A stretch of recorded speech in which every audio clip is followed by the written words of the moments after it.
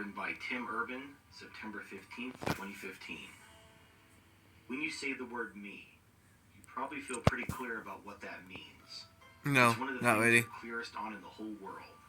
Something you've understood since you were a year old. You might be working on the question, who am I? Yes, I am. But what you're figuring out is the who am part of the question. The I part is obvious. It's just you. Easy. But when Easy you stop to peasy, actually I think guess. about it for a minute, about what me really boils down to at its core, things start to get pretty weird. Let's give it a try. The body theory. We'll start with the first thing most people equate with what a person is. The physical body itself. The body theory says that that's what makes you you. And that would make sense. Okay. It doesn't matter what's happening in your life. If your body stops working, you die. If Mark goes through something traumatic and his family says it really changed him, he's just not the same person anymore, they don't literally mean Mark isn't the same person. He's changed. But he's still Mark. Because Mark's body is Mark, no matter what he's acting like. Humans believe there's so much more than a hunk of flesh and bone, but in the end, a physical ant is an ant. A squirrel's body is the squirrel, and a human is his body. This is the body theory. Let's test it. But what happens when you cut your fingernails? You're changing your body, severing some of its atoms from the whole. Does that mean you're not you anymore? Definitely not. You're still you. How Okay, about if you get yep. a liver transplant? Bigger deal, but definitely still you, right? Yep. What if you get a terrible disease and you need to replace your liver, kidney, heart, lungs, blood, and facial tissue with synthetic parts? But after all the surgery, you're fine and you can live your life normally. Would your family say that you had died because most of your physical body was gone? No, they wouldn't. You'd still be you. None of that is needed for you to be you. Well, maybe it's your DNA. Maybe that's the core that makes you you. And none of these organ transplants matter because your living cells still contain your DNA. And they're what maintains you. Only one problem. Identical twins have identical DNA, and they're not the same person. You are you, and your identical twin is most certainly not you. DNA isn't the answer. So far, Yes the and body no. theory isn't looking too good. We keep changing major parts of the body, and you keep being you. But what about your brain? Brain theory. Let's say a mad scientist captures both you and Bill Clinton and locks the two of you in a room. The scientist Clinton. then performs an operation on both of you, Hey, whereby he safely removes Bill each of your Clinton. brains and switches them into the other's head.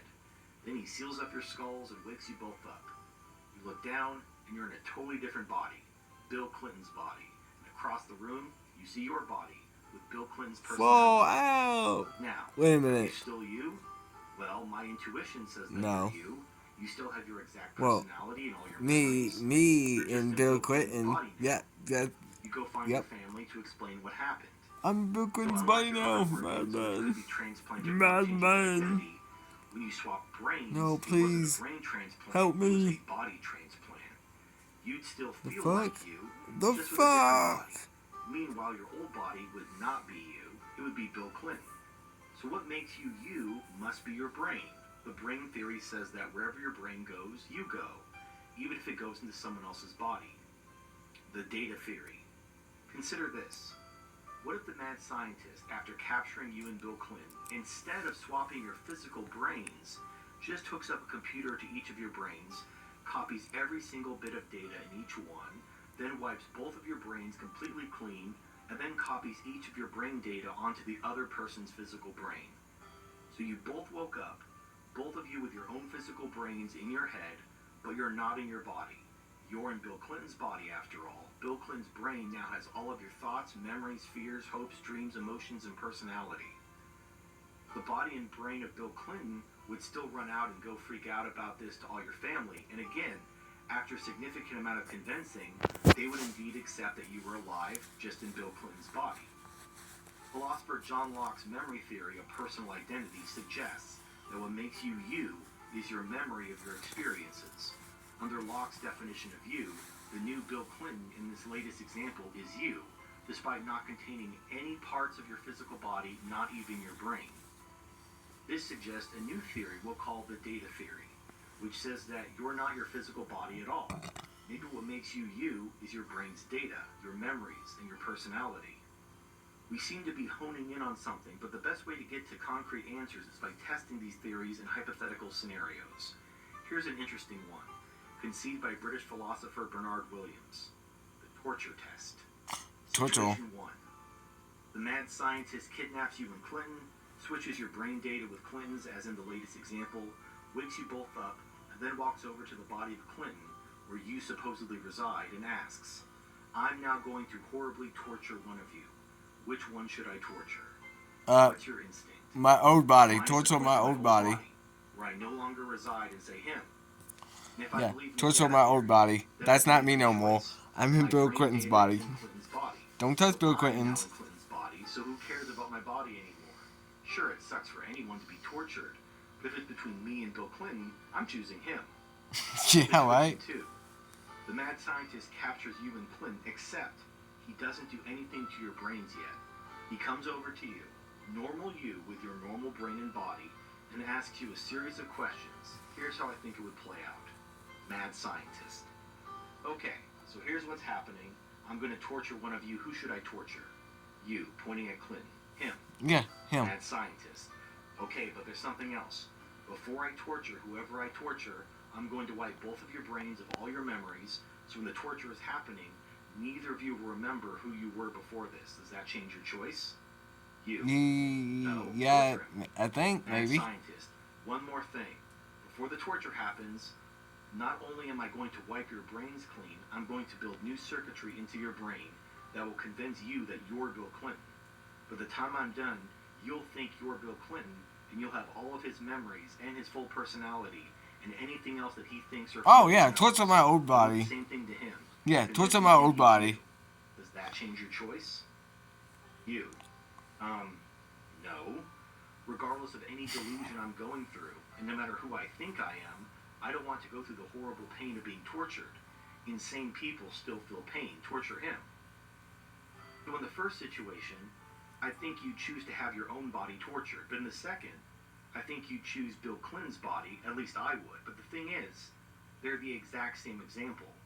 In both cases, before any I chose torture the same. happens, Clinton's brain ends up with all of your data, and your brain has his. The difference is just at which point in the process you were asked to decide. In both cases, your goal is for you to not be tortured. But in the first situation, you felt that after the brain data swap, you were in Clinton's body with all of your personality and memories there with you. Well, in the second situation, if you're like me, you didn't care what was going to happen to the two brains' data. You believed that you would remain with your physical brain and body either way. Choosing your body to be the one tortured in the first situation is an argument for the data theory. You believe that where your data goes, you go. Choosing Clinton's body to be tortured in the second situation is an argument for the brain theory, because you believe that regardless of what he does with his brain's data, you will continue to be in your own body, because that's where your physical brain is.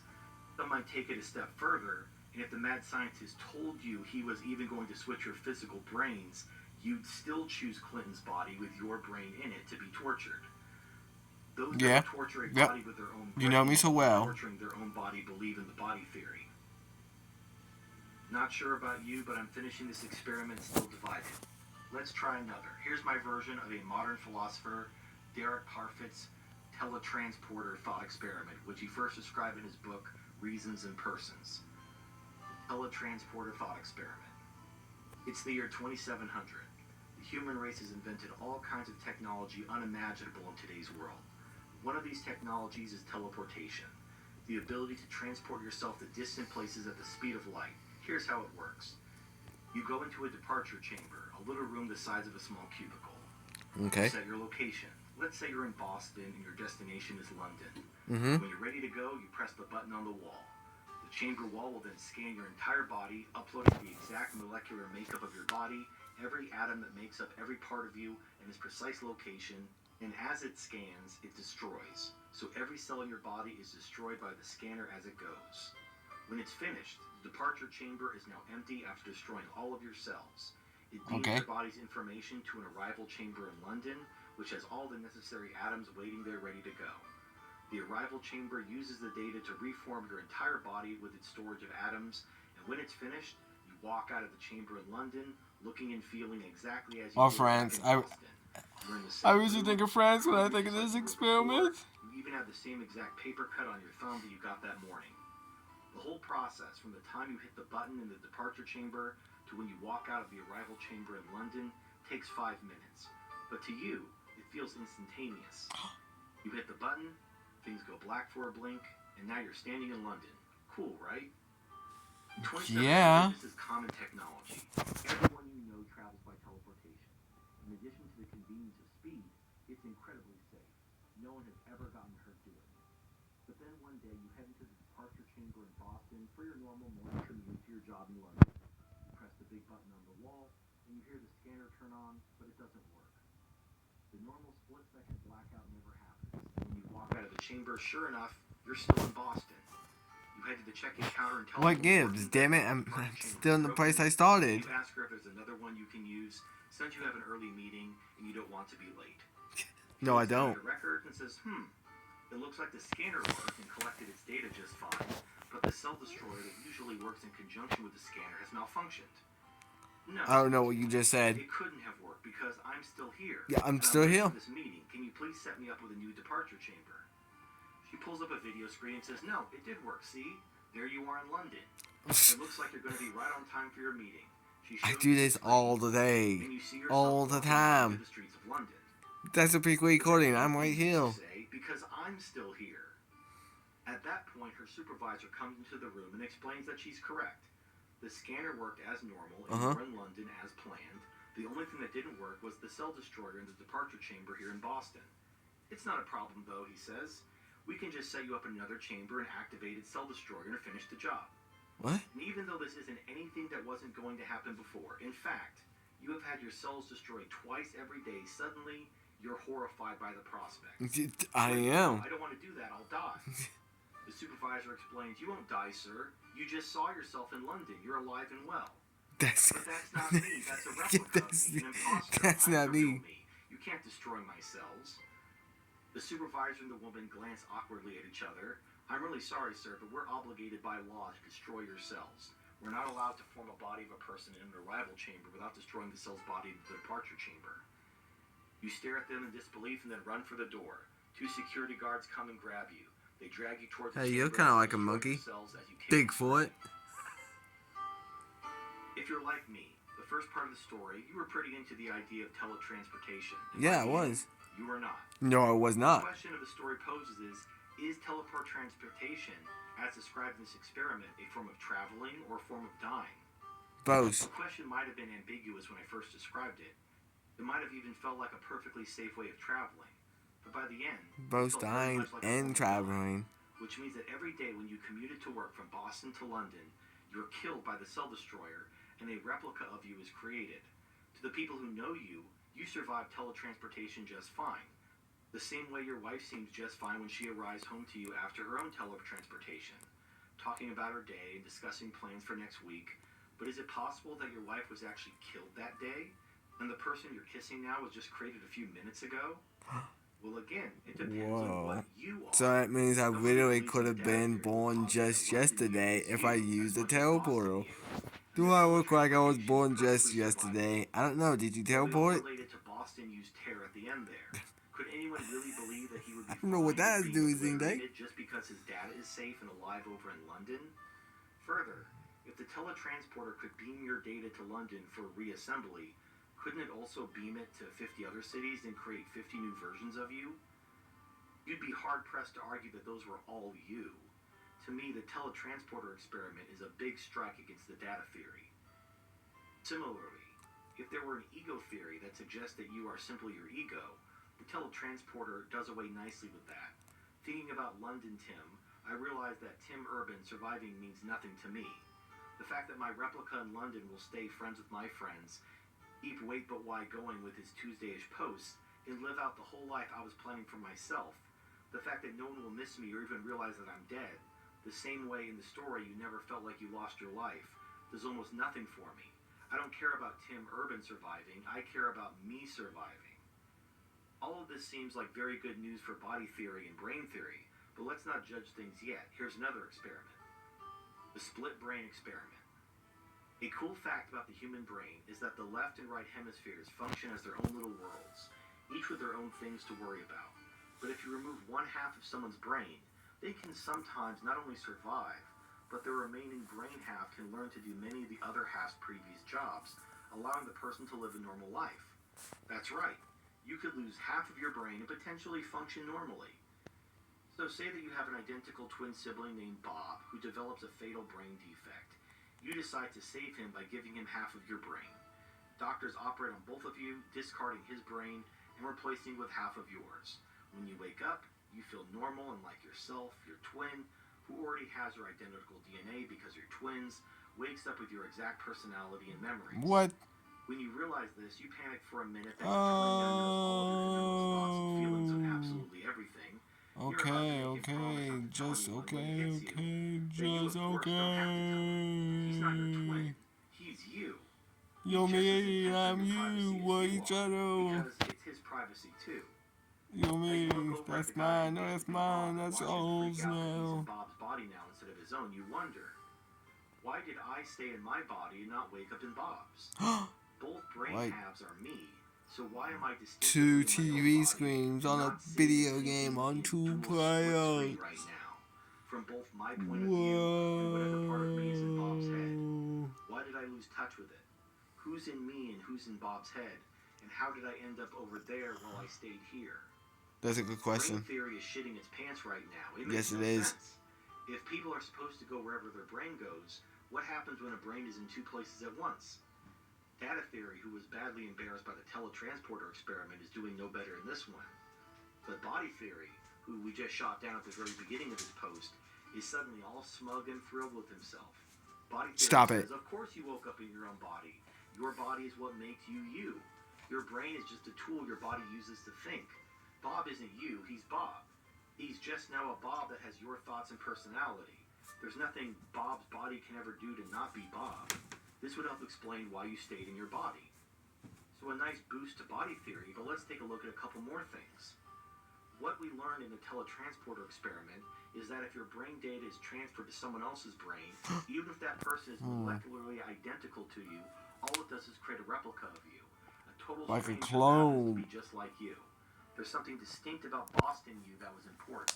When you were recreated out of different atoms in London, something critical was lost, something that made you you. Body theory and brain theory would point out that the only difference between Boston you and London you was that London you was made out of different atoms. London you's body was like your body, but it was still made of different material. So is that it? Could body theory explain this too? Let's put it through two tests. The cell replacement test. Imagine I replace a cell in your arm with an identical but foreign replica cell. Are you not you anymore? Of course you are. Yep. But how about if I, one at a time, I replace 1% of your cells with replicas? How about 10%, 30%, 60%? The London you was composed of 100% replacement cells, and we decided that that was not you. How many of your cells do we need to swap out for replicas before you die and what's remaining becomes your replica? Something feels off about this, right? Considering that the yep. cells we're replacing are molecularly identical to those we're removing, and someone watching this all happen wouldn't even notice anything change It's like the about boat you, it trick. seems implausible that you'd ever die. I guess it during could this be a call. process. If I replace Even if we everything, eventually replace is it a 100% new call of your or cells the with old call? replicas, but if your cells are eventually all replicas, how are you any different than London you? The body scattering test. Imagine going into an atom scattering chamber that completely disassembles your body's atoms so that all that's left in the room is a light gas of floating atoms. And then a few minutes later, it perfectly reassembles the atoms into you, and you walk out feeling totally normal. Is that still Normal. you? Or did you die and were reassembled, and what has been reassembled is a replica of you? It doesn't really make sense that this reassembled you would be the real you, and London you would be a replica, when the only difference between the two cases is that the scattered atoms preserves your exact atoms, and the London chamber reassembles you out of different atoms. At their most basic level, atoms are identical. A hydrogen atom from your body is identical in every way to a hydrogen atom in London. Given that, I'd say that if we're deciding London you is not you, then reassembled you is probably not you either. The first thing these two tests illustrate is that the key distinction between Boston you and London you isn't about the presence or absence of your actual physical cells. The cell replacement test suggests that you can gradually replace much or all of your body with replica material and still be you. And the body scattering test suggests that you can go through a scattering and a reassembly even with all of your original physical materials and be no more you than you in London. Not looking so great for body theory anymore. Fall out. The second thing these tests reveal is the difference between Boston and London you might not be the nature of the particular atoms or cells involved, but about continuity. The cell replacement test might have just left you intact because it changed you gradually, one cell at a time. If the body scattering test, Where did I begin? Because it happened all at the same And the time, copy breaking the continuity in. of you. This could also explain why the teletransporter might be a murder machine. London you has no continuity with your previous life. How about the computer part? Been off the whole time, Like, the brain, the body, and the personality and memory. what if you was replacing everything with nanoids? You relocate your brain or disassemble your atoms all at once, transfer your brain data into a new brain, etc.